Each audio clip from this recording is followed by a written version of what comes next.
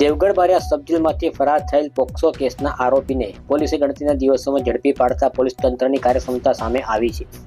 મળતી માહિતી અનુસાર તારીખ 8 ફેબ્રુઆરીના રોજ દેવગઢ બારિયા સબજેલમાં બંધ પોક્સો કેસના આરોપી મનોજ કટારાને પોલીસ જાપ્તા સાથે સારવાર માટે દવાખાને લઈ જવાતો હતો. તે દરમિયાન આરોપીએ પોલીસને ચકમો આપી ફરાર થવામાં સફળતા મેળવી હતી. આ ઘટનાથી સમગ્ર વિસ્તારમાં ખળભળાટ મચી ગયો હતો. આરોપી ફરાર થતાં જ પોલીસ તંત્ર હરકતમાં આવ્યું હતું. ફરાર આરોપીની શોધખોળ માટે દેવગઢ બારિયા પોલીસ દ્વારા અલગ અલગ ટીમો બનાવી સઘન તપાસ શરૂ કરવામાં આવી હતી. ટેકનિકલ સર્વેલન્સ તેમજ ગુપ્ત માહિતીના આધારે પોલીસે તપાસને વધુ વેગ આપી હતી. આખરે પોલીસને મહત્વની સફળતા મળી હતી અને ફરાર આરોપી મનોજ કટારાને તેના ગામ હાથિયા વન ખાતેથી તેના ઘરથી ઝડપી પાડવામાં આવ્યો છે અને આરોપીની ધરપકડ કર્યા બાદ તેને પોલીસ મથકે લાવી આગળની કાર્યવાહી હાથ ધરવામાં આવી છે.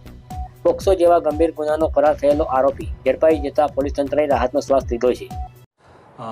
લીમખેડા ખાતે દાખલ થયેલ 2025માં દાખલ થયેલ પોક્સોના ગુનાનો આરોપી દેવગઢ બારિયા જેલમાં રાખેલ હતો, જે ગઈ તારીખ 8 મે 2026ના રોજ કોઈપણ રીતે પોલીસ સ્ટાફની નજર ચૂકવીને જેલમાંથી ફરાર થઈ ગયેલો હતો.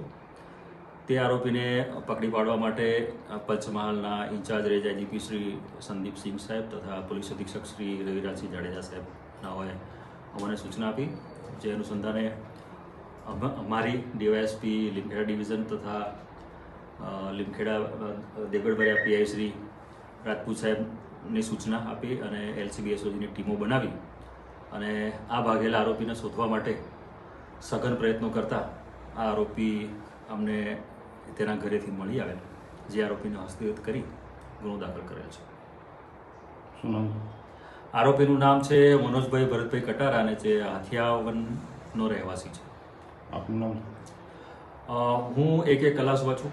મારું નામ AK કલાસવા છે. હું ઇન્ચાર્જ ડીવાયએસપી લીમખેડા ડિવિઝનમાં ફરજ બજાવું છું અત્યારે.